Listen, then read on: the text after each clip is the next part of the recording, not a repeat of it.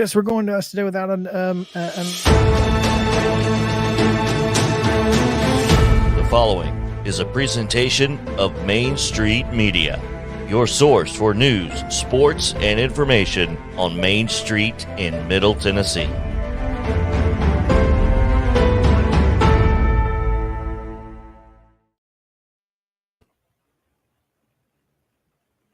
And we're back after a brief ID, and there's a little music too. Hey, here we are. All right, yeah. It's yeah. Wednesday, the Mondayest Wednesday ever, apparently. But you know, Mo, what's going on, man?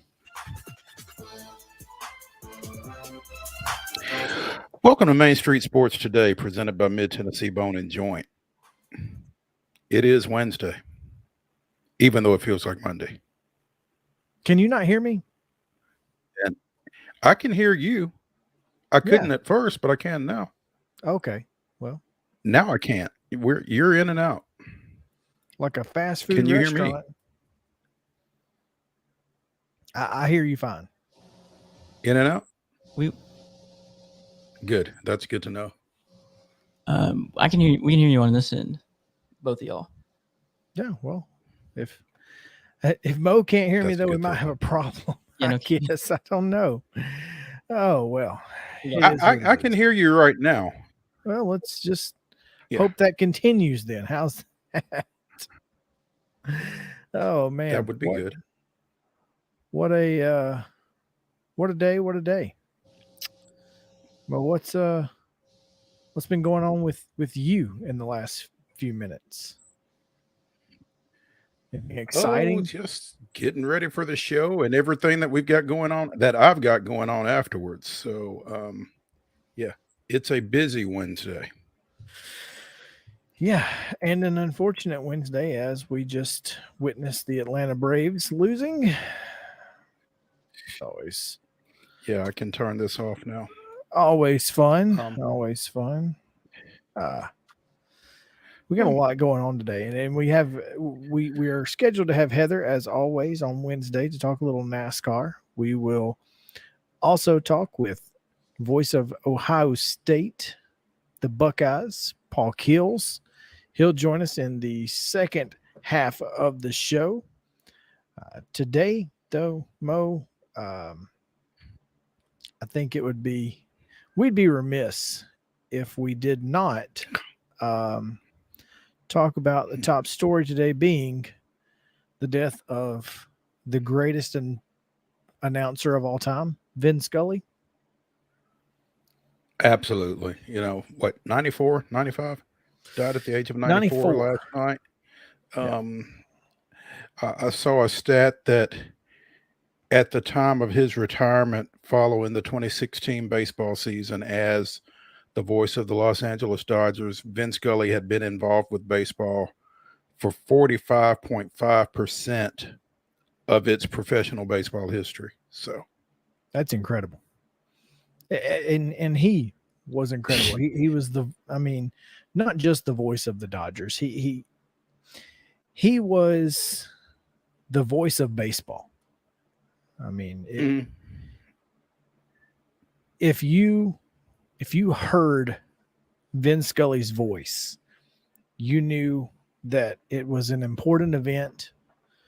It was something that you were going to want to listen to, whether you had any interest in what was happening or not. Because outside of Paul Harvey, Vin Scully may be the greatest storyteller of all time.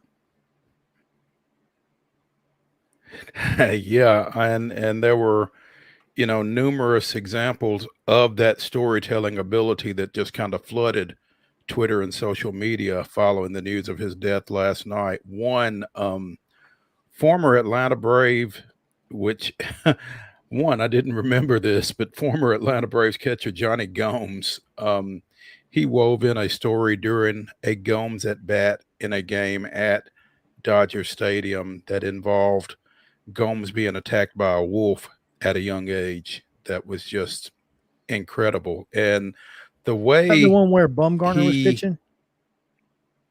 No. I don't remember. No, it wouldn't have been Bumgarner because it was the Dodgers. But I mean, it was just the way he wove his stories in between the game action and didn't lose the game action was just incredible, and the timing of it, and he always seemed to get just enough time to get it finished. I don't know if the game was somehow waiting on him or what it was, but it was just incredible. He was incredible, and will certainly be a huge loss. Yeah, I used to tell people when it was because, obviously for those who don't know, Vin Scully did baseball games by himself, and that's not easy thing to do. Just ask Jeff Him, I'm sure, or any minor league announcer.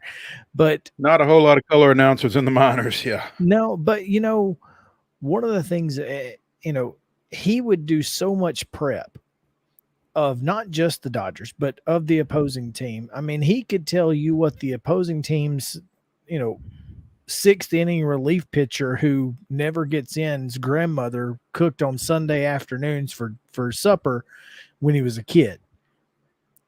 I mean, that's the kind of stuff you got with Vin Scully, and you just don't get that anymore. I mean, even the good ones don't do that anymore. The depth of personal knowledge, like you said. I mean, again, telling a story about Johnny Gomes getting attacked by a wolf when he was a kid, and who knows that? Why do they know it? There was a story, and there was a story he did on Bumgarner when Bumgarner was with the Giants. He was talking about Madison and his wife killing a snake. And like you said, wove it into the game, didn't miss a pitch. He would finish a sentence, 1-1 pitch, slider away, 2-1, continue the story. 2-1 pitch and come back to the story. Yeah. And just keep coming back to the story. And that was what, made him so sensational. But on some of the biggest calls in baseball and in football. Yeah. Listening to the Braves game earlier today when Chip Carey and Brian Jordan and Paul Bird were discussing Vin Scully, and one of them made the point that you're typically told not to get into stories with 2 outs, but Vin Scully did it regularly and got away with it. So, I mean, it was just like you said, the game was waiting on him. And it's almost like the game respected him as much as he respected the game. And there you go. That's hard to do. You can't. There aren't many out there who fit that bill anymore. And so, obviously, so baseball said, "I'm gonna let you finish, Vin." Yeah, and they did. Baseball let him finish. He walked out on his terms. Had an opportunity to call the Dodgers. All the way up to 2018? I don't remember. I don't think he called the World Series in 16, 2020. I think it was 16. Yeah. No, 16. But he was iconic. He was as much baseball as any one person could be. If not for him, I don't think the Dodgers would have made the transition to Los Angeles so smoothly. I think he brought the game of baseball to Los Angeles and explained it to them in a way that made them fall in love with it as much as anyone. And that's, even though it's the Dodgers, it's something that I will certainly not forget. And those of us who are in the, in this business of talking into microphones about sports, he is the end all be all. He's the gold standard. No doubt. And that is what you aspire to be. When you said icon, I mean, I think that just kind of explains it perfectly. I think that's the perfect description of Vin Scully and what he did at such a high level for such a long period of time. He got that job when he was like 20-something years old. Can you imagine somebody becoming the voice of the LA Dodgers at even 29? I mean, in their 20s at all. It's just, it's not done. And so, his ability at a young age and to continue it late in his life was just unbelievable. Absolutely. So that is our top story today. We need to get quickly into yesterday's results and today's schedule as we have Heather Williams waiting on the line with us. So let's dive in to today's rundown.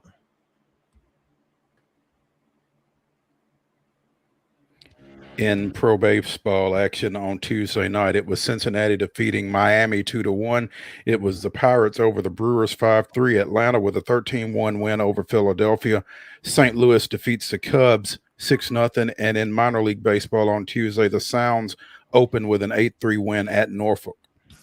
In WNBA action, Connecticut defeated Phoenix 87-63. It was New York 102, Los Angeles 73. Los Angeles over Las Vegas 83-73, and Dallas down Chicago 84-78. Today's baseball schedule, one game has completed, as we noted, the Phillies with a 3-1 win over the Braves to split that short 2-game series. Cincinnati plays at Miami. That's a 5:40 start. At 6:05, Milwaukee plays at Pittsburgh, and the Cubs are at St. Louis at 6:45. Also tonight in minor league baseball, the Sounds are at Norfolk. That's a 5:35 start, and a Thursday morning game as Milwaukee plays at Pittsburgh. That game begins at 11:35 Central Time. That's correct. In WNBA action tonight, Indiana is at Atlanta. They'll be on NBA TV at 6 p.m. You can catch Los Angeles at New York again in a second half of their 2-game set at 6 o'clock on CBS Sports Network. Minnesota is at Seattle tonight.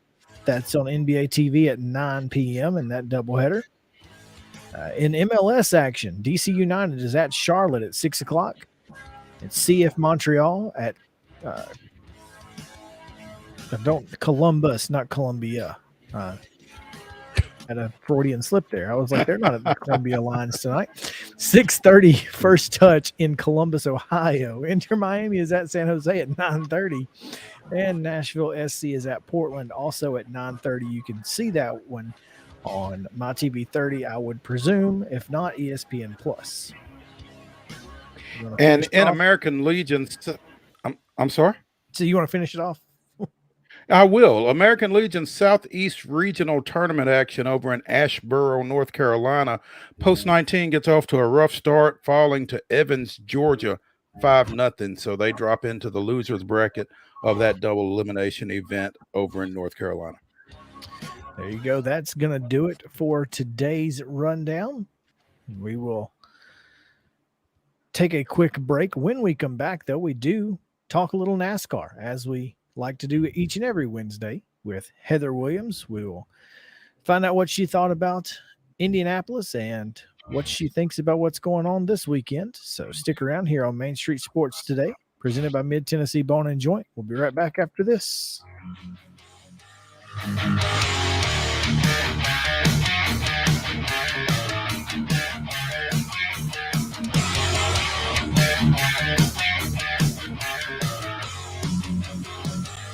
Mid-Tennessee Bone and Joint treats your orthopedic injuries and existing conditions. Our trained physicians will get you back in the game faster.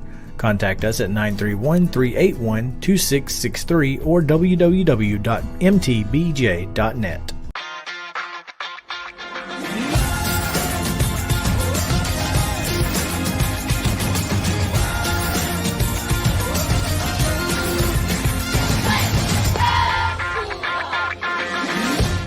Hey folks, while we take a quick break from the show, I want to tell you about our friends over at Custom Stone Handlers in downtown Columbia.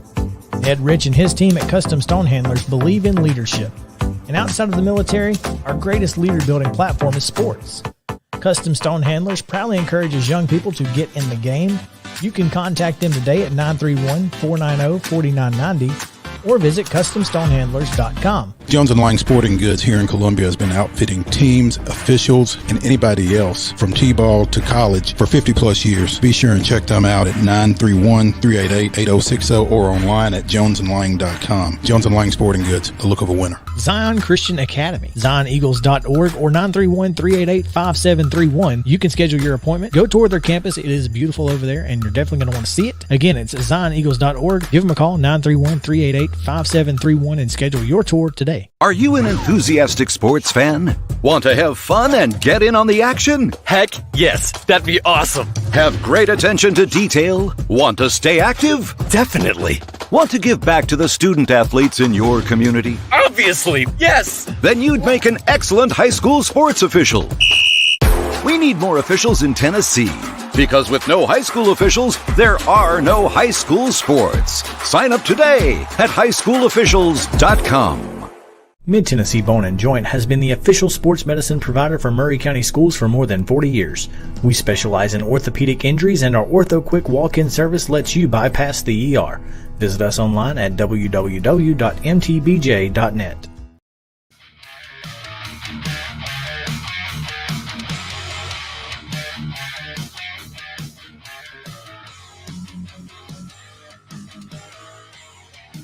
Welcome back in Main Street Sports Today, presented by Mid-Tennessee Bone & Joint. Chris Yao alongside Mo Patton, and we are joined by Heather Williams talking a little NASCAR as always. Heather, what's going on? Just another day in the life of living the dream and talking a little racing with you guys. Seems a little less hectic than the last time we spoke with you. Yeah, it's a little quieter today, knock on wood. Let's keep it that way. Well, knocking on all the wood. Yeah, well, before we get into NASCAR, Heather, I want to go back a couple of days because Monday was certainly not quiet for you. No, no, it was not. There was a pretty major shakeup at ETSU as far as the athletic department goes. Started at about 9:30 when they announced that the athletic director was resigning effective immediately. And then about a half hour later, they announced that the women's basketball coach was going to be fired in 2 weeks and was on paid suspension. Why the 2 weeks? Yeah. Wait a minute. I think he has 2 weeks to appeal. I think that's what that's about. So, okay. They the intent to fire it. He can appeal. So, Okay. yeah, it has to do with Title IX violations. We don't know what the specific violations are, only that he made an improper rule, not keeping with the university's mission. And there are possible NCAA violations. They're investigating that based on the complaint filed by 2 players, former players. Okay. So pretty explosive stuff there, huh? Yeah, it's crazy. I mean, it just, first of all, it came out of nowhere. None of us really knew that was about to come down. The athletic department director stepping down. He's an ETSU grad, played football at ETSU. So that came out of left field. And then any of us that have dealt with Coach Harris, I mean, he was very personable guy, good to deal with as far as the media goes, really accessible. So, to have these allegations, I guess, none of us saw that coming. None of us, knew that this investigation was going on. ETSU did a good job of keeping it under wraps when it was going on. And the players, unlike with the softball situation, none of the players really talked about it. It just popped up and there it was and made for an interesting day. Now, the university, I will say this, the university, they reiterated today because we talked with the interim director, which is Richard Sander, and he was the athletic director previous to Scott Carter, who resigned. He reiterated today that the 2 incidents are not related. Scott Carter's resignation and the basketball coach's eventual firing are not connected or related. Like the old Fox News saying used to go, I'll report, you decide. There you go. All righty. From there, I guess we probably should go to Indianapolis. Yeah, I thought it was an interesting race. This was obviously, like you said, adding the extra road course and Indianapolis just kind of adds to the uniqueness of the schedule throughout. But Tyler Reddick getting a win certainly was not expected.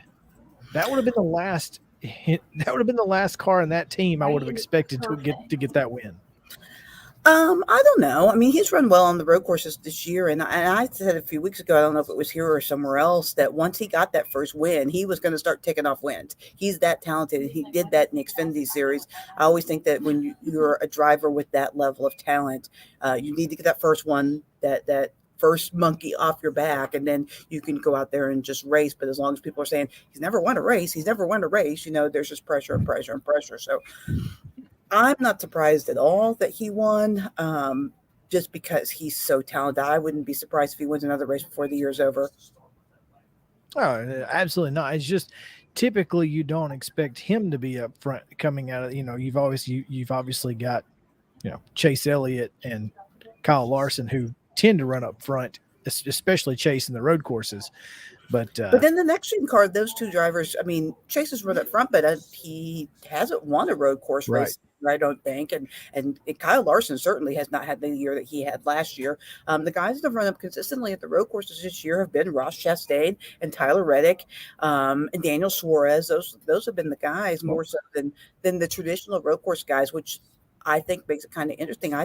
Tyler's 2 wins this year have come on the road course now, and he's been up front at most of the other ones, at least for part of the race. So there might be a little bit of a changing of the guards. I mean, but when I talk to drivers, they talk about how there are so many guys that can run road courses well because there are so many road courses. It's not like the old days where a guy would jump out, just like Boris said, drive his car for the weekend because they didn't want to mess with it. I mean, there's so many road courses, and every point is so important to the current playoff structure that guys have had to become good road course drivers. Another guy that's really good on the road courses, and he came from an open wheel background, so that's where that comes from, is Austin Cindric, who finished second. I mean, he's a fantastic road course driver. His dad is big up in Penske Indy cars, and if he wasn't so tall, he'd probably be riding an Indy car instead. But there's just a lot of guys that can compete these days.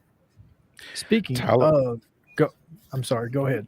No, I was just going to say Tyler Reddick wins the Big Machine Vodka 400 at the Brickyard, powered by Florida Georgia Line, followed by Austin Cindric. Burton finishes third, Gilliland fourth, and D. Wallace Jr. on the results that I'm reading places fifth in the 23. I mean, you talk about unexpected. How about all 3 rookies in the top 5? I mean, you don't see that very often. And then Bubba Wallace, who admittedly is not a good road course driver, but he did run the Xfinity Series race before he got crashed out of that to get some practice and some laps in. And I think it's incredible what I talked about on my TV show this week, that how much better the 23 team has been running since the pit crew swap. That week in Atlanta, they had some issues, but since then they have been in the top 10 and top 5 2 of the 3 weeks. I mean, and it's worked out for the 20 as well. They've gotten a win since then. So, I mean, the flip-flop of the crew seems to be a win-win for everybody. And, I mean, it's nice that that's worked out. I'm curious. It's funny what happens when you've got 4 wheels, huh? Right? It's a little easier to drive. Yeah, I am curious because sometimes, we talk about it in every sport, Mo, the change of environment, right? The change of environment for not just, Bubba, but for those pit crew guys who they'd probably lost confidence in themselves, and they knew that Bubba had no confidence in them. So, they needed a little change in getting, they got that first loose wheel out of the way in that first week. And then ever since then, they've been really good. And it certainly has, like you said, been a win-win for everybody. And I think we're finally seeing that maybe Bubba Wallace can actually drive. Go figure. I mean, it's crazy, isn't it? All those Truck Series wins and the success he had in the lower series actually means something. He actually can drive a race car. I do think because my partner on the TV show, who is a crew chief in the Truck Series and the former Cup Series crew chief, he really believes that a lot of it was mental, and that the change for both teams has really been a mental change. Because when I talked to Christopher Bell in Atlanta, he's like, everybody's focusing on the 23 and the changes. He's like, but our year ain't exactly been great, and our pit stops haven't actually been amazing either. So I think both teams needed to change, just a little shake up, and I mean, sometimes the mental part of it is more important than the performance of the pit crews. I mean, obviously the performance, especially the 23 of the pit crews, is much better. But if Bubba's not thinking so much about, oh gosh, how many cars I'm going to have to pass to fix what my pit crew does, then he can just go out there and drive. So I think that makes a huge difference for both guys. Speaking with Heather Williams, our NASCAR analyst here on Main Street Sports Today, presented by Mid Tennessee Bone and Joint. And Heather, we move on to Michigan this weekend, and I'm looking here at NASCAR.com, and there's a headline. It goes to a video. Blaney Suarez beef at Indy Road Course. Ryan Blaney and Daniel Suarez, they got something going on? Well, I think took Heather's pick out. Yeah, I think that he was mad. I think a lot of people probably beefed at that, but I think specifically it was some of the moves that people were making going into turn one. Anyone that watched the race knows that every time they charged into turn one, they tried to do it about 5 wide in a 2-lane track, which you can figure out how that worked out. Not very well. And one of those incidents was included Suarez, and Blaney got the bad end of that. So I think that he's just upset. A lot of people were upset about that move by Suarez. A lot of people were mad by similar moves by Joey Logano that took people 4 and 5 wide. So I don't know. It was crazy. I don't know why they kept thinking over and over again they could fit 5 cars through that turn, but they darn sure did try every restart. Ross Chastain said, screw it, I'm just going to make my own track. Yes, he did. So it worked out so well for him. Well, it has not worked out, but explain kind of the situation that he found himself in, because apparently it was not gone over in the driver's meeting, or is that what I'm hearing? They didn't specifically address the access road, which is what he took to it's go an around. access road. What else do you use it for? I'm accessing. Yeah.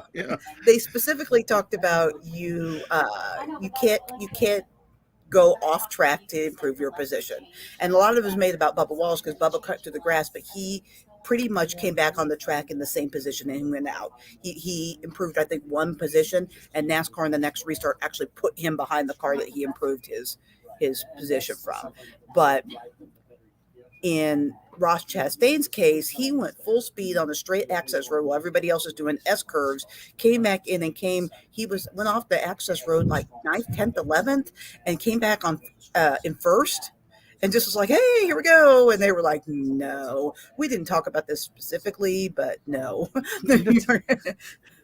I mean, you should have known. It's supposed to be obvious, man. I mean, I understand what happened. He went in there and saw them all wrecking and said, I'm not going to do this. I think if he would have just, instead of racing hard for the lead against I think it was Tyler Reddick at the time, if he would have just dropped back even a position or 2 and given the position back, they probably wouldn't have penalized him.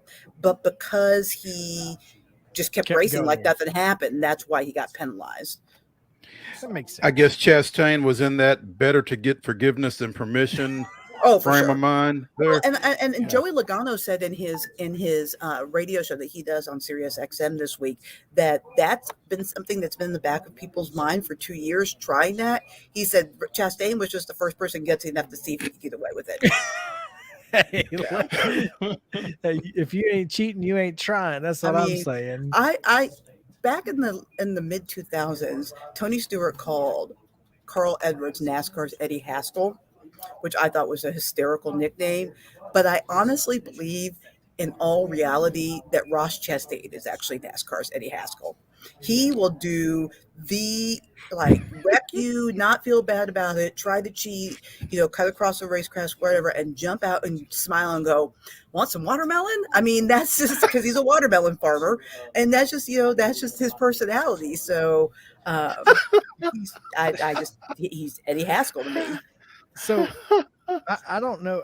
I don't know if you see this guy, the doing it for Turi guy on TikTok. I'm not on TikTok. I'm like 900 years old. Okay, well, this guy, I don't know. I think he has other social medias too, but he is a huge fan of Terry Labonte, allegedly. and acts, he, Terry wouldn't have drove at number 5 that way, blah, blah, this. I mean, he just he's putting on a typical NASCAR fan act.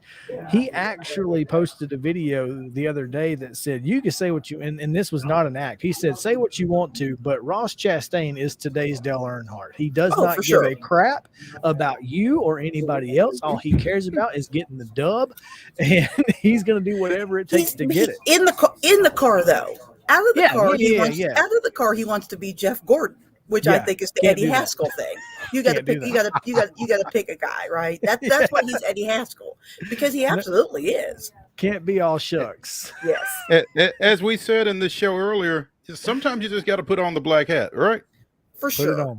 For sure. I mean, look at Kyle Busch. I mean, he wears that, and he's very successful because he wears that. He's not nearly as popular, boos, cheers, whatever, if he's just Kyle Busch driving the way he drives and doesn't, wear the black hat. And the sport needs it. The sport needs more than one. I mean, you had Tony Stewart was black hat for a long time as well. I mean, you need those guys. As we move to Michigan, Heather, what do we expect this weekend? It's kind of your typical high-speed intermediate track, 2-mile track, banks in the corners, 18 degrees, I think. So not super high, but there's some banking in there. They'll be fast. There might be a little bit of drafting going on. But we haven't run really, I guess, since Nashville, really an intermediate track, which was, well over a month ago, about 6 weeks ago when they were in Nashville. So it'll be interesting to see what goes on there. It's really funny because each week a different manufacturer shows up and is fast, and it doesn't seem to be specific to track or to week to week. Just some people hit on it and some people don't. So it's always a little bit of a wild card as far as who was fast. The Fords were fastest last week, and they haven't been particularly great on road courses. But I kind of had a feeling they'd figure some things out. This is a huge race for Ford and Chevy because Detroit is obviously, Motor City and their home bases. So they'll be, putting on their best suits and trying to get that win because it means a whole lot to those manufacturers. With that being said, tell us who's going to win. Oh, goodness. When last time they were at a intermediate track, it was the Toyotas that were the fast. That Toyota would love to ruin things for Chevy and Ford at their home track. I think I'm going to go with Martin Truex Jr. He needs a win. And like I said, the last time they were on these intermediate type tracks and all year when they've been on these kind of tracks, the Toyotas have been fast. So because he needs a win, he's sitting there right on the edge and not making the playoffs. And he's made the Final Four several years in a row. So I'm going to go with Truex. We'll see what happens. I cursed Ryan Blaney last week, so I hope I don't do the same for Truex. I think it's okay.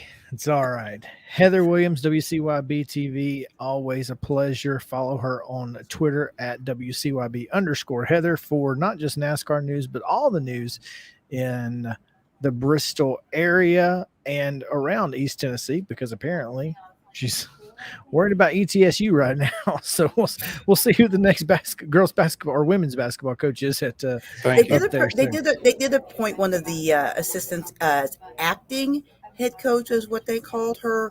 And when we talked to the athletic director today, the interim athletic director, they are not sure exactly what they're going to do with her as far as if they're going to eventually make her interim and let her coach out the season. She's only been an assistant coach here for 1 year because Simon was only here for 1 year.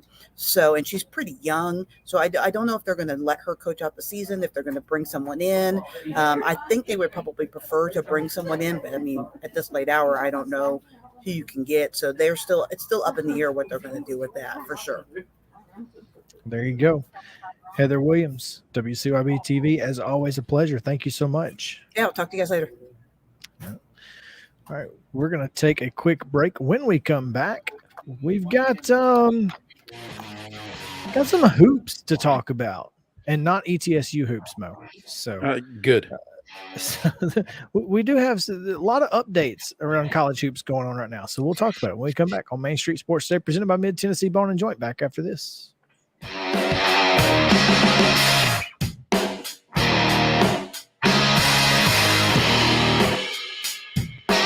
Mid-Tennessee Bone and Joint treats your orthopedic injuries and existing conditions. Our trained physicians will get you back in the game faster. Contact us at 931-381-2663 or www.mtbj.net.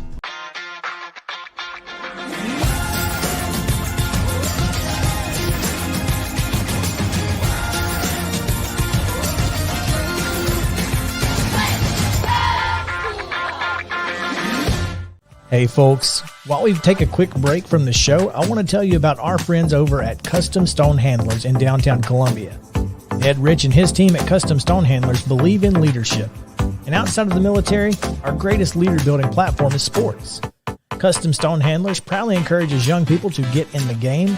You can contact them today at 931-490-4990 or visit CustomStonehandlers.com. Jones and Lang Sporting Goods here in Columbia has been outfitting teams, officials, and anybody else from T-ball to college for 50 plus years. Be sure and check them out at 931-388-8060 or online at jonesandlang.com. Jones and Lang Sporting Goods, the look of a winner. Zion Christian Academy, zioneagles.org or 931-388-5731. You can schedule your appointment. Go tour their campus. It is beautiful over there, and you're definitely going to want to see it. Again, it's zioneagles.org. Give them a call, 931-388-5731, and schedule your tour today. A game without a crowd is just a scrimmage. A performance without an audience is just a rehearsal. Without your presence, high school sports and the performing arts aren't possible. Ensure that these essential extracurricular activities continue to enrich the lives of students in Tennessee. Purchase a ticket to your local high school's game or performance. This message presented by the TSSAA. Mid-Tennessee Bone and Joint has been the official sports medicine provider for Maury County Schools for more than 40 years. We specialize in orthopedic injuries, and our Ortho Quick walk-in service lets you bypass the ER. Visit us online at www.mtbj.net. Oh, yeah. What's going on, Mo? Welcome back in. It's Main Street Sports Today, presented by Mid-Tennessee Bone and Joint. And, Mo, kind of a little breaking news actually here in the world of women's basketball. I just got a notification that Paige Buchers has torn her ACL and is out for the year. I just saw that here during the break, scrolling through Twitter as I am wont to do. Joe Rexroad from The Athletic just tweets brutal 2 minutes ago. But Chantel Jennings, Paige Buchers tore her ACL in a pickup game on Monday per UConn. Oh, 22-23 season. So that is in fact #brutal. Brutal, no doubt. Yeah, I mean, goodness. as much as I am not a UConn fan, you hate to see that. I mean, never. She's certainly one of the stars of women's college basketball right now, and it's just not good for the sport. You hate to see it. That's the thing, is it's not good for the sport. And I mean, you just never want a player to be injured. I mean, nobody roots for injuries. No, I mean, whether it's a team you like or whether it's a team you don't like, you don't want to see injuries, just because if it's a team you don't like, you don't want them to have any excuses when a team that you do like beats them. That's right. So. Our thoughts will go out to her as she hits the recovery trail, I'm sure, very quickly. No doubt. A couple things I wanted to touch on here in the world of vol hoops anyway. It was announced that Aiden Holloway, a top 5 recruit, chose Auburn over Tennessee in the last couple of days. So that's unfortunate. Said that Auburn's style of play was something that he preferred over Tennessee's. So it's not what you want to hear, but, not unheard of when you're talking about Bruce Pearl. He does play a fantastic style of basketball. So, well, I mean, whoever said if you're not playing defense, you're not going to play, probably had Rick's teams in mind. So, and that's not going to resonate with every 18-year-old coming out of high school. So, sure, absolutely. I mean, and I don't know how much of an impact Auburn's performance against the Israeli national team had on this kid, but they did put up triple digits against them a couple days ago. So, when you're scoring 100 points, and they do score a lot of points down on the plains. A lot.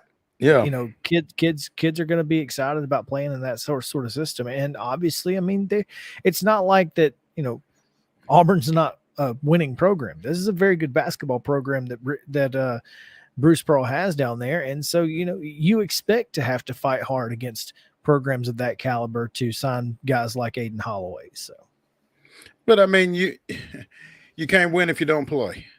So, I mean, to be in the mix on guys like that is, it's kind of where it starts. And as long as you're in the mix, you're going to get some of those guys. You're not going to get all of them, but you're going to get a pretty good few. And UT is at that level at this point where they should be able to go into virtually any living room in the country and talk to kids. Well, and here's the thing. Auburn's had 2 top 5 draft picks in the last 3 years. Doesn't hurt.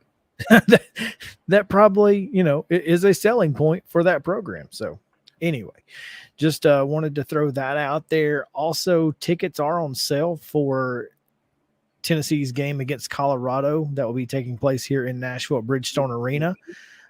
I looked up the club level tickets, Mo, $35. I'm in at club level for 35. Heck yeah. Now, I don't know if the club is open, if the entire club level is open during that. But I'm just going to be honest with you. I'm not sure how excited I am about Colorado. UT Colorado either. But I mean, the opportunity to see UT in Nashville without it being at Memorial, I'm sure will be an attraction for a number of folks. So just not for Penny.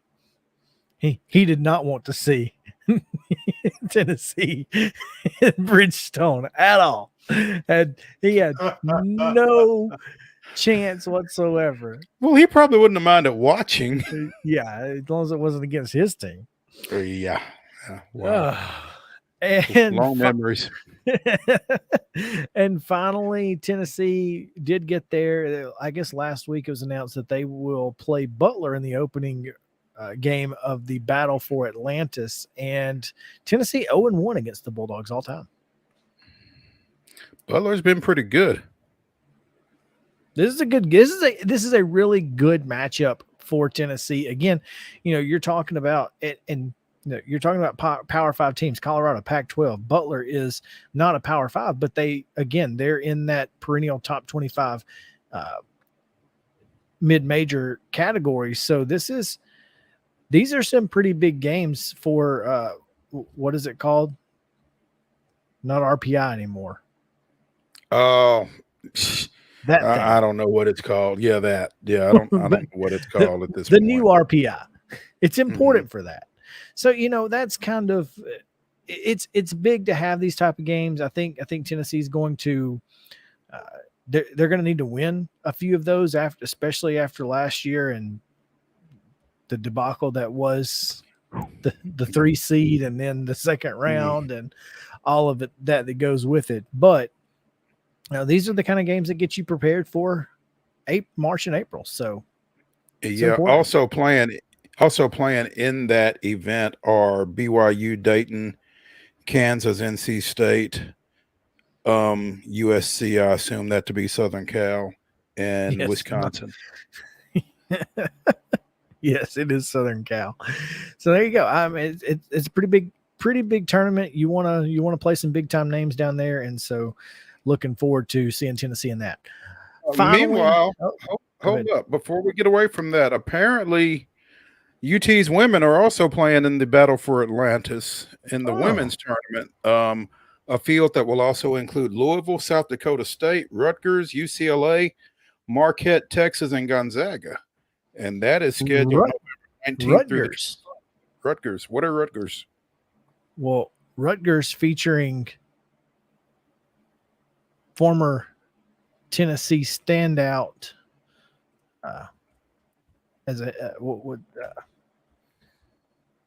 Mississippi State's coach. Mississippi State's coach. What is her name? Nikki McRae? Yes. She's not there anymore. She's back, I believe. Is she at Rutgers now? Is that what Yes, you're saying? that's what I'm telling you. She is at Rutgers. Huh. Yes. Okay.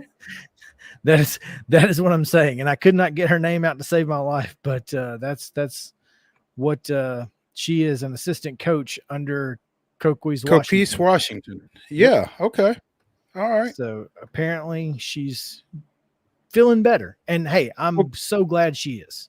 Oh, absolutely. Yeah. I had to step away at Mississippi State over some health issues, had previously battled cancer. And so, like you said, apparently she is feeling and doing better. And that's great to see. So. Speaking of health issues, before we get out of here, I want to quickly mention that Eli Gold will not be on the call for at least week 1 for Alabama against Utah State, as he is battling some health issues that is going to keep him out of the booth, and Chris Stewart will take over for the Crimson Tide in that role. Well, you hate to hear that, you hate to see that, but I think if there's a game that Eli Gold could afford to miss, it's probably Utah State. There's that. Oh man. All right, let's take a short break here and get to some halftime. Got a couple things I want to share with you, Mo. So we'll be back on Main Street Sports today after this.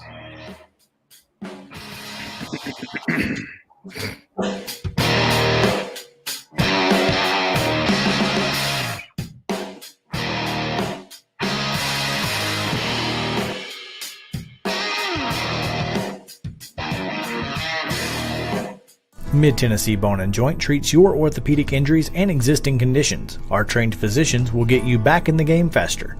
Contact us at 931-381-2663 or www.mtbj.net.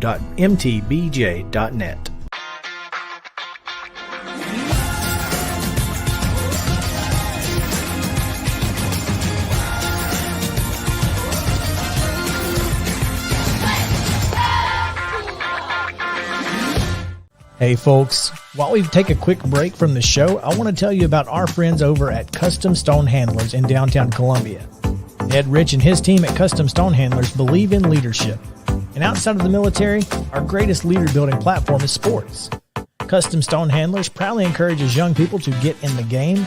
You can contact them today at 931-490-4990 or visit CustomStonehandlers.com. Jones & Lang Sporting Goods here in Columbia has been outfitting teams, officials, and anybody else from T-ball to college for 50-plus years. Be sure and check them out at 931-388-8060 or online at jonesandlang.com. Jones & Lang Sporting Goods, the look of a winner. Zion Christian Academy, zioneagles.org or 931-388-5731. You can schedule your appointment. Go tour their campus. It is beautiful over there, and you're definitely going to want to see it. Again, it's zioneagles.org. Give them a call, 931-388-5731, and schedule your tour today. Are you an enthusiastic sports fan? Want to have fun and get in on the action? Heck yes, that'd be awesome. Have great attention to detail? Want to stay active? Definitely. Want to give back to the student athletes in your community? Obviously, yes. Then you'd make an excellent high school sports official.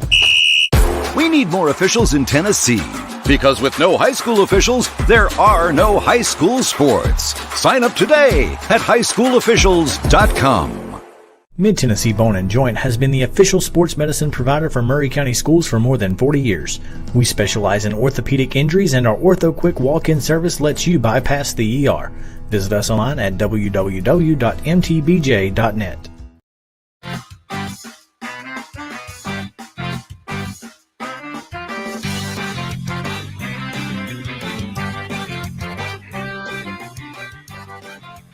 Mo, it's halftime and we've got Wild and Wacky Wednesday coming up, but I don't think we're going to be able to get to everything that I've got for Wild and Wacky. So I wanted to bring this up real quick because. So you're just kind of setting the table for. Yeah.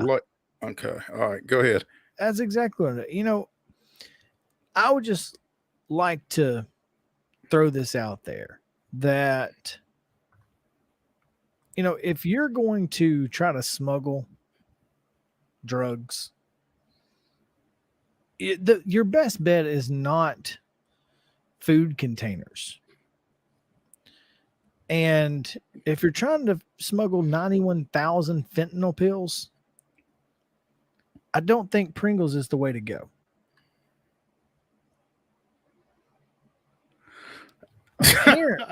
Now listen, apparently the idea was to try and get through the TSA of all things with drugs in like 8 or 9. I'm sorry, not Pringles, but the Lay's version of Pringles. Still, the little canister thingies, Yeah. right? Aren't those going to rattle? I mean, even if you put chips above and below them, the pills are still going to rattle, right? Yeah, I mean, I don't know what fentanyl pills look like, and I don't know what 91,000 of them is going to look like, but it doesn't strike me as a sound idea. But well, the thing is, they put them in a plastic bag and try to make it tight, so that it wouldn't rattle like that. But I mean, anybody with any sort of sense, one, doesn't keep potato chips in a duffel bag. This is where I'm getting confused. Is your potato chips are in a duffel bag. That right there. Strike one. Right? I'm going, okay, this doesn't make any sense. What are we doing? This looks a little shady. Well, yeah. Anyway, how many canisters does it take? Well, apparently, how many were there? I see 5 in this picture. So 5. Wow. And I don't know if there were any chips on top of it, but I would be curious to know. Because, you could take some chips out, like you said, put some chips on top, and then nobody thinks to look, right?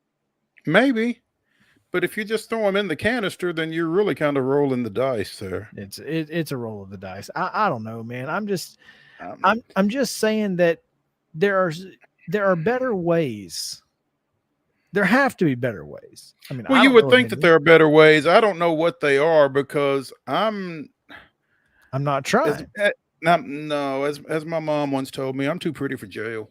I can't do it. This. But it just, I don't know, man. I don't know. I don't think potato chips are the way I'm going to go. But anyway, we need to talk about the Braves, and we need to do so here quickly on the other side of a quick break. So we're going to take said break and come back with some Braves talk. So stick around here on Main Street Sports Today, presented by Mid Tennessee Bone and Joint. Be back after this.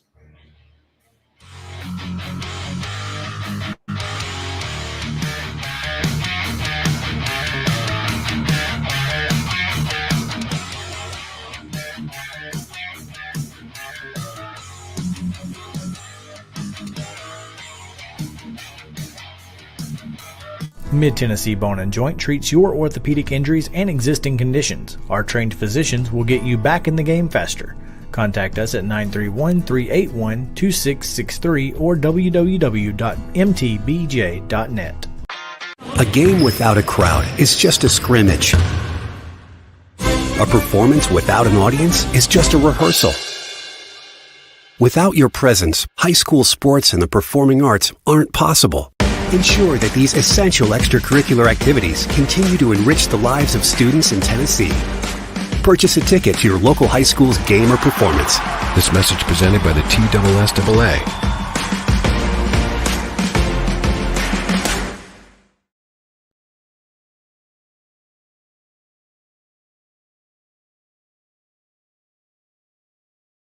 Mid-Tennessee Bone and Joint treats your orthopedic injuries and existing.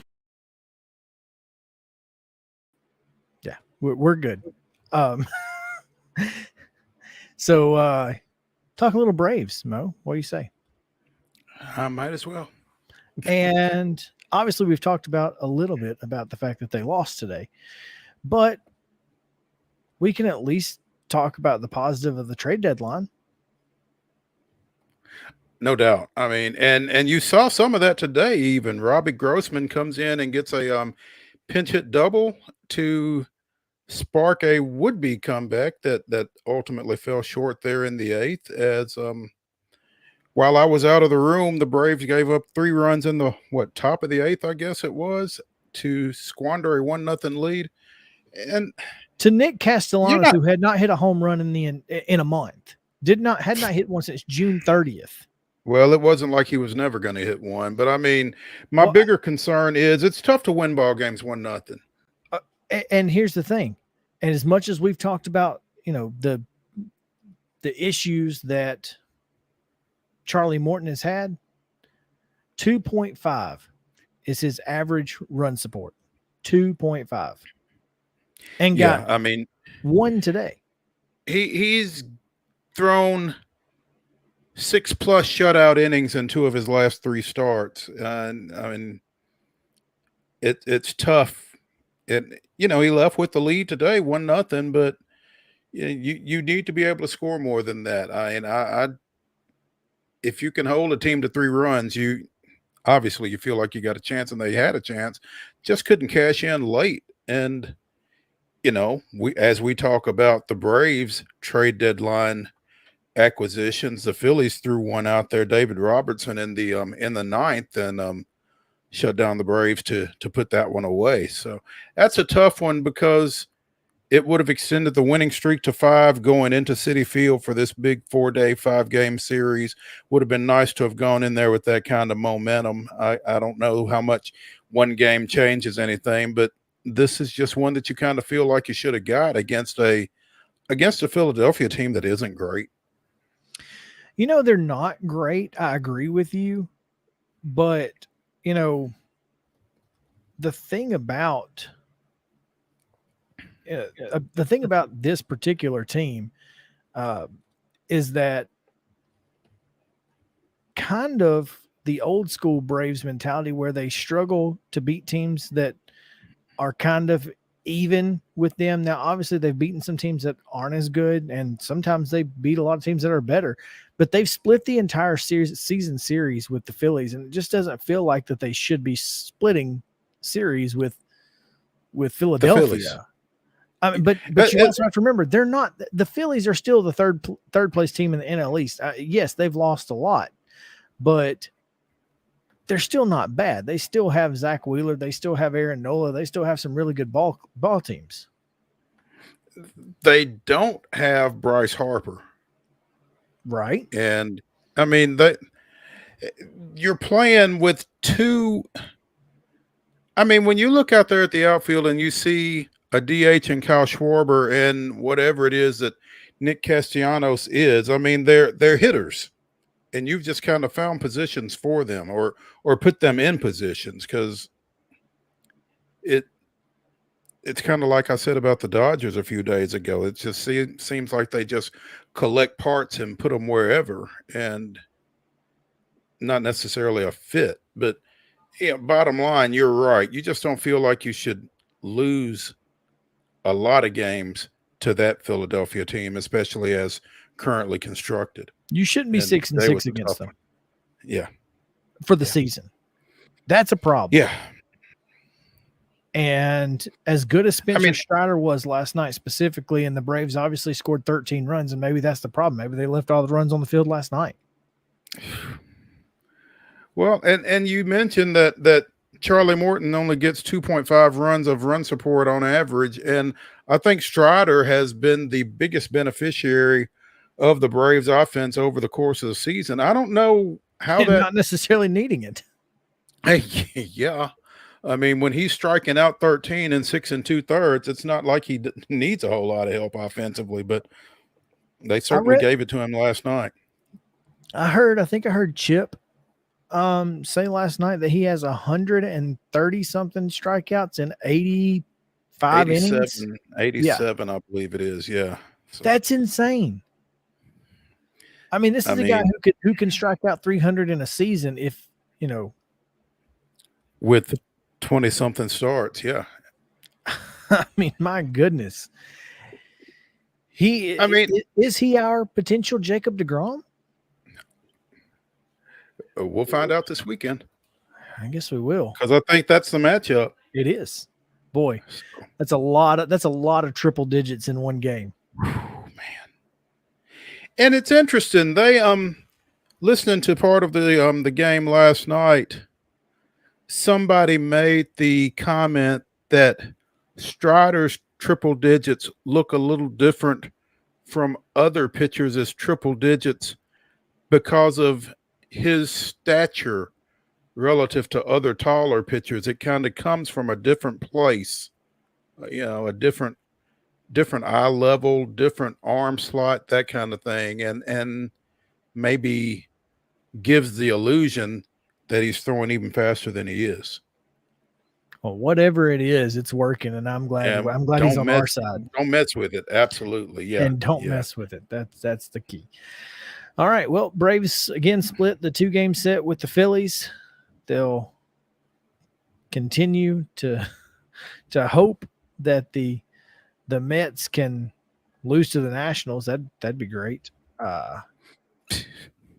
That's we take that. Yeah, we're not going to bank on that, right? But the Braves are currently 3 games out, 6-4 in their last 10, and again that stopped a short winning streak. So yeah. We'll take another break. When we come back, we should have scheduled to be joined by the voice of Ohio State, Paul Kills. So before we do, go ahead. Oh, that's right. It is this day in Bravo's history. August 3rd, 1996, Brad Woodall threw 2.2 2.3, hitless, scoreless innings to pick up the victory as Atlanta downed the host Dodgers 5-3 in 18 innings. Mike Mordecai's one-out single scored Marquise Grissom to snap a 3-3 deadlock, and Ryan Klesko drove in Mordecai for a 2-run cushion before Woodall retired L.A. in order in the bottom of the 18th. Mike Mordecai, the pride of Gadsden, Alabama. Oh, wow. Okay. Mordecai Sporting Goods, baby. I figured if we could get a Dodgers mention in on this day, that would probably be a good thing as well. So absolutely. And, I always love beating the Dodgers, but at least it was fun to listen to them, even if we didn't want them to win. Exactly. All right. We're going to take that break now. When we come back, Paul Kills joins us on Main Street Sports Day, presented by Mid-Tennessee Bone and Joint. Stick around.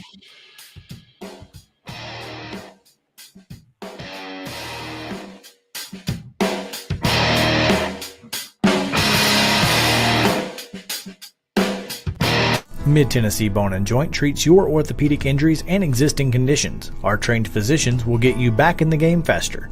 Contact us at 931-381-2663 or www.mtbj.net.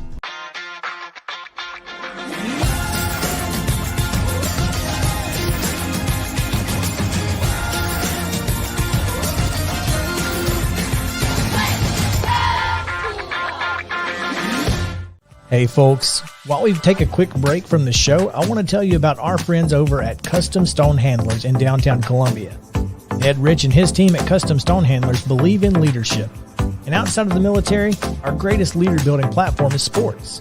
Custom Stone Handlers proudly encourages young people to get in the game.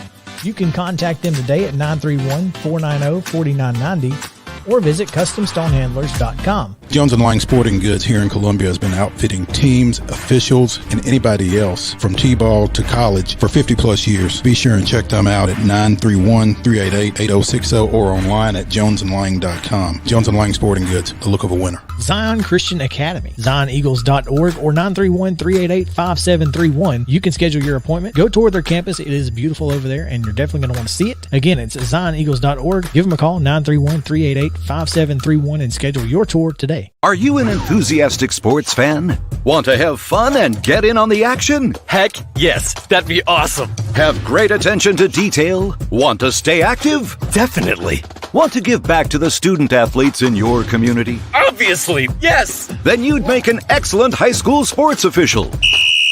We need more officials in Tennessee, because with no high school officials, there are no high school sports. Sign up today at highschoolofficials.com. Mid-Tennessee Bone and Joint has been the official sports medicine provider for Murray County Schools for more than 40 years. We specialize in orthopedic injuries, and our Ortho Quick walk-in service lets you bypass the ER. Visit us online at www.mtbj.net.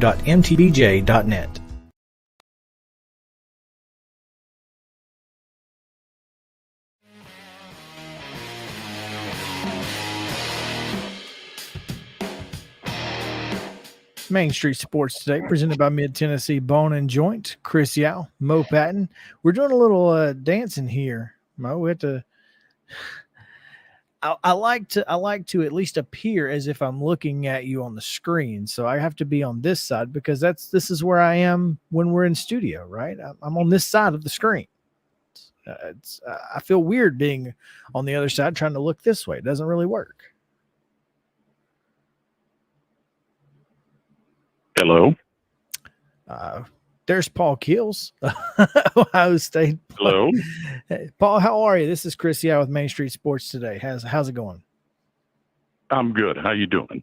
I am doing just fine. We appreciate you taking some time to talk with us today as we continue our preview coverage of college sports from around the country and talking a little Big Ten football. Mo, are you there? We somehow have lost Mo's mic. So How about now? Hey, there you are. There we go. Yeah. Sorry about that. That was on my end. My bad. Paul, appreciate you taking some time with us this afternoon, man. My pleasure, Mo. How you doing? Well, when I'm doing better when I turn my mute button off. So yeah, I'm good. I'm good. As Chris was saying, we've kind of started looking at some college football and some college football conferences, and you can't look at college football for long without looking at the Big 10, 12, 14, whatever it is that they are. But and it's a pretty good get to get the play-by-play announcer for the Ohio State University, I think, because typically you guys have a say in, if not winning that thing, who's going to win it. So doesn't seem like this year is going to be a whole lot different. It doesn't appear so, Mo. Now, the thing that everybody's really curious to watch is how much improvement will Ohio State be able to display on defense. Offensively, they've got a ton of firepower to be able to do a lot of things, it would appear, when you consider C.J. Stroud coming back. The receiving group, a group of running backs that have shown they can make big plays. An offensive line that's got to replace a couple of starters, but guys that have played a lot of football. It's a matter of how the defense can improve on what they did a year ago with a new defensive coordinator, with almost an entirely new defensive staff and a new defensive scheme that we're all anxious to see what's going to be different and how will it look. Going away from Ohio State just for a second, because I think when you talk about Big Ten football from last year, obviously Mel Tucker and Michigan State were the biggest story. What's the feeling up that way as far as how they follow up on what they were able to get accomplished last year? And it's interesting you bring them up, because as good a season as they had, they came in and laid an egg in Columbus when they came to play Ohio State last year. The Buckeyes really did a good job of bottling up their running back that just set the world on fire. And Mel, who used to be an assistant here, really worked the transfer portal to reload that football program. I think now everybody's anxious to see, can there be some stability with what Peyton Thorne did at quarterback, their receiving group with Jaden Reed. And traditionally, Michigan State has always been a team that defensively shows good secondaries, and I think we'll see that again this year. It's how do they follow it up? Kenneth Williams certainly set the world on fire running the football, but they've got to replace him. So, Michigan State certainly has put their name into a team that people have to pay attention to, but then you also have to include Michigan in there, being that they're the team that won the championship last year in the conference. Hey, speaking on the phone with Paul Keels, play-by-play voice of Ohio State, when you are, obviously that East Division is just stacked and loaded with Michigan, Michigan State, Ohio State, even beyond that with Penn State, who always seems to have a pretty darn good football team as well. Then you look into the Western side, where it's always kind of a toss up, but it seems like each and every year we talk about Wisconsin is the favorite in this division, and then it's everybody else. On that Western side, is there anything over there that can compete with the East at all? Well, that's a hard question to answer, Chris. I think that's what everybody in the West is hoping to see. Wisconsin has been, for the most part, the team that's made the most noise in the West, even though they had a little bit of a drop-off last year. Their situation will revolve around Graham Mertz, their quarterback. Can he improve? Can he not be a turnover-prone signal caller, which is what kind of would get them sideways at times last year? We know that traditionally they're going to run the football well. They've got two backs coming in that really have shown the ability to do that. A lot of indication that their offensive line is going to be at the standard that we're accustomed to seeing Wisconsin's offensive line. And defensively, Jim Leonard is a guy that really has gotten people's attention with how fast he has kind of moved up the ranks with as well as he's done as a defensive coordinator. But Iowa is one of those that you never discount them. Certainly Kirk Ferentz, not only with what he's done with his longevity, but with the talent that they've been able to develop, they always become a factor. And Minnesota, I believe Tanner Morgan comes back for a sixth or seventh year. I can't remember which one. You've got to think about Minnesota, especially if their running back, Mohamed Ibrahim, comes back healthy after suffering an injury last year. But, the Northwestern is one of those. They came off a horrible year last year. They're not expected to do well, but every time they're not expected to do well, Pat Fitzgerald's team jumps up and plays well. But to answer your question, they still have to be able to show on the field that they can compete and contend with the teams that come out of the East. Paul, as you went through the Big Ten West Division, you mentioned about 5 different teams, and one of the teams that you did not mention was Nebraska, and Chris knew that I was going to go here. How far does Scott Frost get into this season? I got to think he's Mo. That's a tough one. Nebraska is not one that's prone to make quick, rash decisions. I think you've seen that in the past, and they've really invested a lot in Scott Frost, just in time and patience, in trying to really establish some stability. He completely redid his offensive coaching staff, letting most of his staff go before the season ended last year. I think they've got to show that they not only can compete, but they can win close games. I forget what the stat is, but they had 8 games last year, I think, that they lost by 1 possession. So they've got to be able to show, number one, that they can win the close games. Number two, that they can contend to, at least for Nebraska, just to get into a bowl game. It's just really amazing that a program that has the history and the tradition they have, that they've fallen the way they have. You've got to admire the patience the administration has shown with Scott Frost. But they've got to be able to, it'd be easy to say they've got to be able to compete, but they've got to be able to show that they can win games, close games or not. You mentioned the tradition, but also the resources that they have at Nebraska. It's almost it's inexplicable how they've gotten here, I think. Now you're probably a lot closer to it than I am, but it just doesn't make a whole lot of sense from where we're looking. And it seems as though their drop-off really started a year or two after they had moved into the Big Ten. And they were a great addition to the Big Ten. They wanted to be in the conference. It helped maintain some of the geographical feel of the conference, which now we know those are out the window. But, they just seem to, I don't know if it's, Mo, they're not recruiting the Chicago area or the Texas area like they used to. I think turnover on their coaching staff certainly hasn't helped them.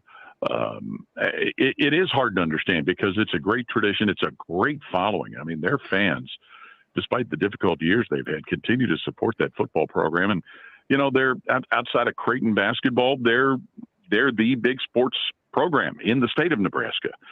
So there's a lot of pressure. And, I think, like I said, Nebraska and their administration, I think they deserve some credit for not making a rash hair trigger judgment and making a coaching change. And I think Scott Frost, because he's one of their own, that maybe buys him a little time. But this is certainly the season of decision for him. And they've got to show some of it early too, because I think for the player standpoint, you don't want them to have the feeling, here we go again.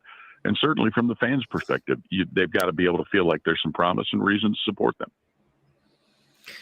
Well, who else are you going to support if you live there? I mean, I mean, there's not a whole lot of options out in Nebraska or anywhere nearby, to be The honest. options are pretty slim. Yeah. Paul Keels, the voice of Ohio State football, joining us here on Main Street Sports Today, presented by Mid Tennessee Bone and Joint. Paul, when I told Chris that we were going to have you on today, the thing that he asked me was, can we ask him about Ty Lockwood?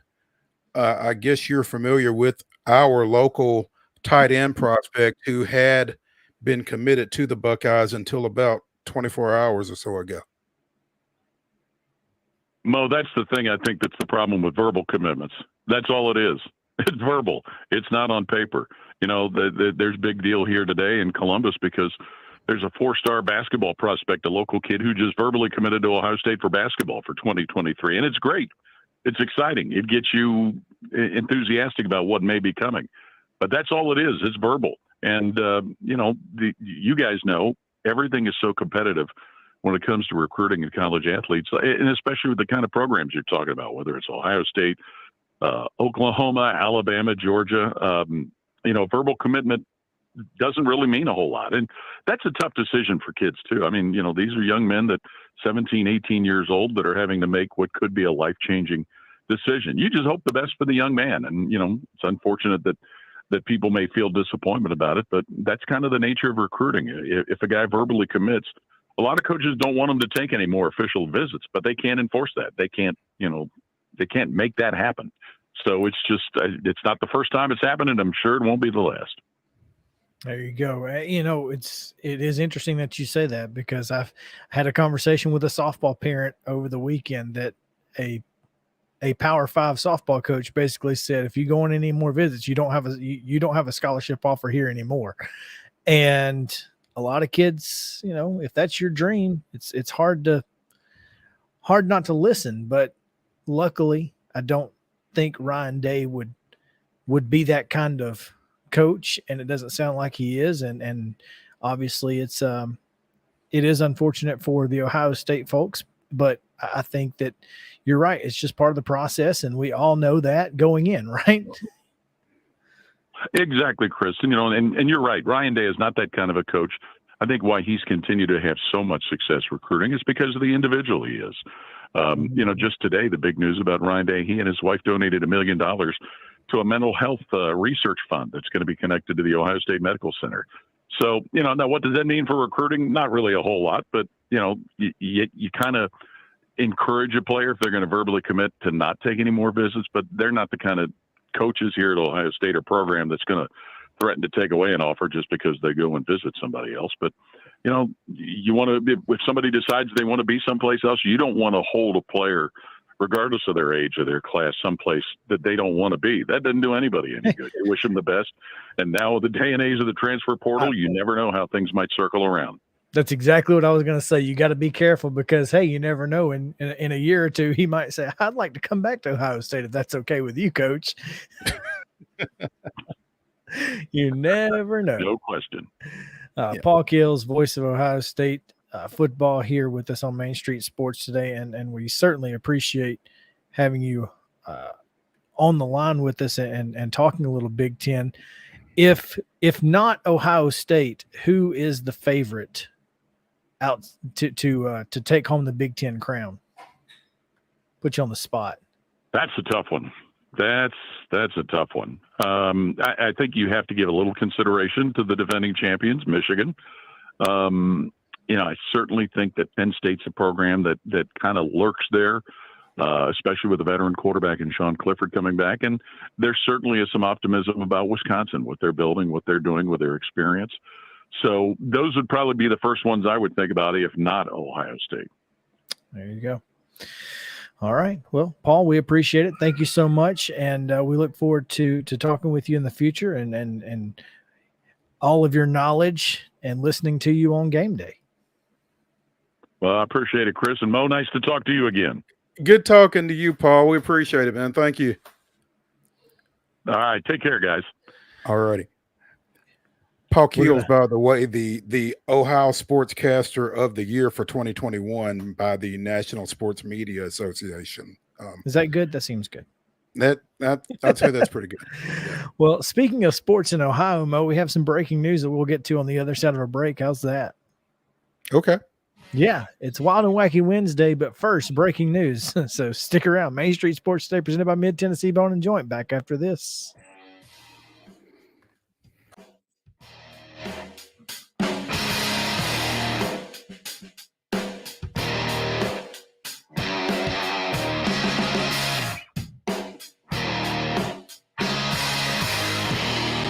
Mid Tennessee Bone and Joint treats your orthopedic injuries and existing conditions. Our trained physicians will get you back in the game faster.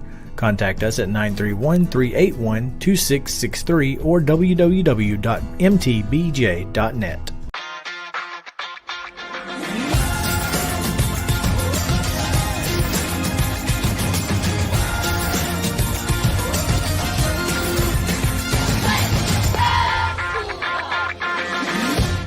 Hey folks, while we take a quick break from the show, I want to tell you about our friends over at Custom Stone Handlers in downtown Columbia. Ed Rich and his team at Custom Stone Handlers believe in leadership. And outside of the military, our greatest leader building platform is sports. Custom Stone Handlers proudly encourages young people to get in the game. You can contact them today at 931-490-4990 or visit CustomStonehandlers.com. Jones & Lang Sporting Goods here in Columbia has been outfitting teams, officials, and anybody else from T-ball to college for 50 plus years. Be sure and check them out at 931-388-8060 or online at jonesandlang.com. Jones & Lang Sporting Goods, the look of a winner. Zion Christian Academy, ZionEagles.org or 931-388-5731. You can schedule your appointment. Go tour their campus. It is beautiful over there, and you're definitely going to want to see it. Again, it's ZionEagles.org. Give them a call, 931-388-5731, and schedule your tour today. Are you an enthusiastic sports fan? Want to have fun and get in on the action? Heck yes, that'd be awesome. Have great attention to detail? Want to stay active? Definitely. Want to give back to the student athletes in your community? Obviously, yes. Then you'd make an excellent high school sports official. We need more officials in Tennessee, because with no high school officials, there are no high school sports. Sign up today at highschoolofficials.com. Mid Tennessee Bone and Joint has been the official sports medicine provider for Murray County Schools for more than 40 years. We specialize in orthopedic injuries, and our Ortho Quick walk-in service lets you bypass the ER. Visit us online at www.mtbj.net.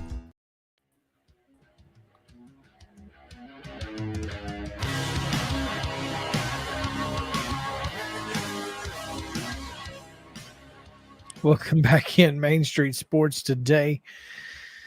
Presented by Mid Tennessee Bone and Joint. Chris Yao alongside Mo Patton, and it is Wild and Wacky Wednesday. But first, a little breaking news says Mo left us. He gone. Well, I will tell you a little breaking news here. The National Football League, Billy, if you want to jump in here and say what's up, the National Football League has filed an appeal in the suspension of Deshaun Watson. So, what that means? Oh, looks like we got Mo back. Mo's back. Hey, all right. Well, you stay in here. There you are. Okay, so the NFL has filed an appeal in the Deshaun Watson case, which means they asked a third-party judge to hear the cases and to rule on the cases. But now that they have their ruling, they were like, we don't really like that, so we're just going to hear it ourselves. We'll make the ruling after all. Yeah, there's so much going on there. This is the weird. Speaking of Wild and Wacky Wednesday, this is the weirdest process in the history of sports, is it not? But I told you when we discussed this either yesterday or Monday that the NFL did, have the opportunity to appeal just like the NFLPA did, and it wouldn't shock me if they didn't do something at least for the optics of we wanted him to have a stronger penalty than what he got from the arbitration process, I guess. So, but the problem is that it's not just the optics. I mean, the NFL and Roger Goodell are the ones who either hear the appeal and rule on it, or choose who does hear the appeal. So I mean the process. I'm just the game process is in rigged. itself You know? exactly.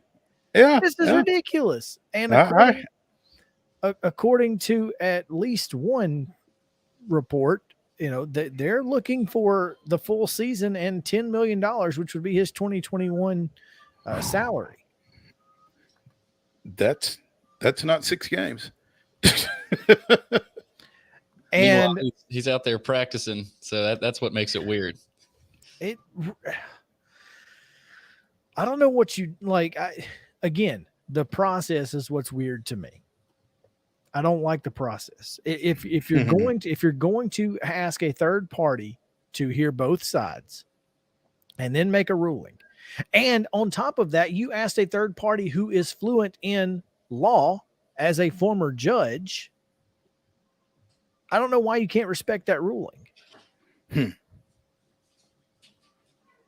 That's the issue that I have with it. Is just, I mean, why even bring her in? It does almost seem like it was a waste of time to even involve that level of decision making, I guess. Because what if the NFLPA had appealed it? And they couldn't bring in their own or name their own arbiter in the process. The game is rigged.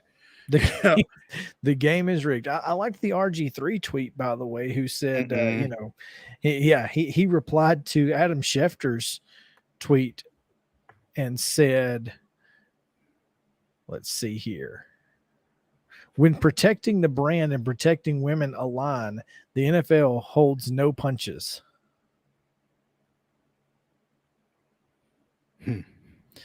So it's interesting that he would say that, considering the reports out there about RG3 and why he may or may not have gotten a job offer from a certain broadcast network.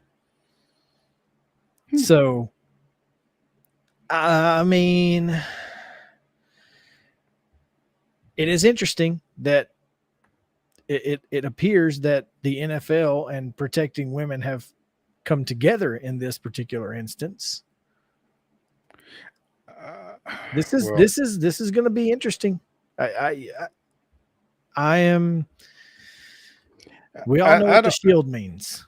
I just think that the shield, and I think that the NFL is primarily focused on protecting the shield and the NFL, and if in doing so they protect anything else, and that's fantastic. But if they don't, it's no big deal. That's exactly what I was talking about. That is it right there. It has nothing to do with anything else other than the shield. Nope. You protect the shield, and anything else that gets, collateral protection. Yeah, right. Yeah. That just kind of happens if it happens, and if it doesn't, then oh well. Exactly. There you go. All right, it's Wild and Wacky Wednesday. I want to get one thing before we get out of here because we don't have a whole lot of time. But I did want to talk about let's see, where is it? Here we go. A walrus named Freya is sinking boats and causing mayhem in Norway. That's right. An international icon Freya is becoming. But the stress of the fame has apparently become bothersome for her. So Freya is taking up residence in Norway harbors, hauling herself around to lounge up on boats. And the problem is that she's 1,500 pounds. And, well, that's a problem because it's sinking boats. A 1,500-pound walrus. That's correct. What do you do with that? You can't. I don't think you do anything with it. Yeah, you can't do anything at that point. I think you're kind of at her mercy at that point. Goodness. Now, Locals have flocked to watch the 1,300-pound marine mammal eat, sunbathe, and mostly sleep on boats, according to NBCNews.com. This is Mostly sleep on boats. and here's the thing: is apparently they're everyone wants to see Freya, and according to I cannot pronounce this name. Runeaae is the Rune first name, last name Aae. it's Norwegian, so and they are a walrus expert. She needs to relax for up to 20 hours a day. When she is constantly stressed out by people and their presence, it is not good for her. The area around Freya should be cordoned off to protect her and keep people away. So there you go. Can't relax because it's a 1,500-pound famous walrus, and yeah. Where's Freya? That's the question of the summer in Norway. She needs to be in Denmark apparently and get away from these people. Goodness gracious. I mean, that's unfortunate. Yeah. Poor Freya. That's all I'm saying. Poor boats. Poor everyone. Everyone involved is just not. This is not good for Freya. Oh man. Well, that's going to do it for our Wednesday show. Thank you guys for hanging out with us here on Main Street Sports today. We'll be back tomorrow at 2:00. It is Thursday, which means we'll have Coach's Corner and we will preview some more college football. So come back with us. We appreciate you guys hanging out with us. Again, follow us on Twitter at @MS_sports today, at @MoPatton_sports, and at ChrisYao14. We appreciate it. And thanks to Billy Derrick for helping out today. We will be back tomorrow again, 2:00. This is Main Street Sports Today, presented by Mid Tennessee Bone and Joint. Have a good one.